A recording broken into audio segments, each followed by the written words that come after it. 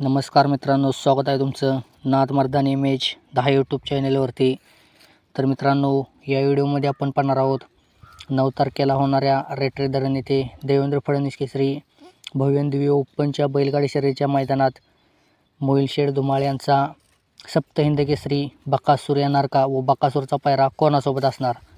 तर मित्रांनो, खूप मोठे असे रकमेचे मैदान, ओपनचे मैदान म्हणून 9 तारखेला रेटरी धरण येथे हे मैदान पार पडणार आहे। तर मित्रांनो, या मैदानात सर्वांचा लाडका व महाराष्ट्राचा लाडका बैल सप्तहिंद केसरी बकासूर 100% येणार आहे। तर मित्रांनो, बकासूर मैदानात येणार म्हटला की सर्वांना आतुरता लागते, ते म्हणजे बकासूरसोबत असणारा पायरा कोण।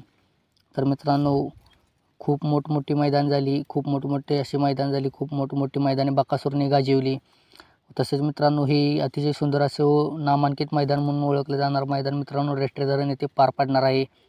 तर मित्रांनो, या मैदानात मोहिल शेठ धुमाळ यांचा बकासूर याचा पायरा मित्रांनो शिरसवडीची रायफल या बैलासोबत असू शकतो।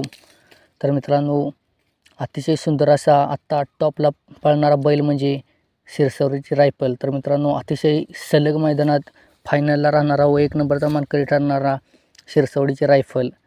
तर मित्रांनो, अतिशय सुंदर असा हा बैल पळतो।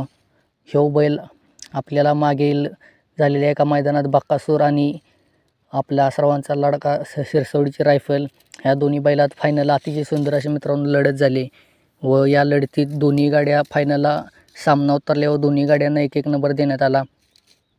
तर मित्रांनो, ही आता जोडी आपल्याला बकासूर आणि रायफलची रेटरी धरण येथे पळताना दिसणार आहे। तर मित्रांनो, ही जोडी कशी पळेल आपल्याला कमेंटमध्ये नक्की सांगा। व्हिडिओला लाईक करा, शेअर करा व चॅनलवर नवीन असाल तर आपल्या चॅनलला नक्की सबस्क्राईब करा। असेच भेटू नवीन व धमाकेदार व्हिडिओमध्ये।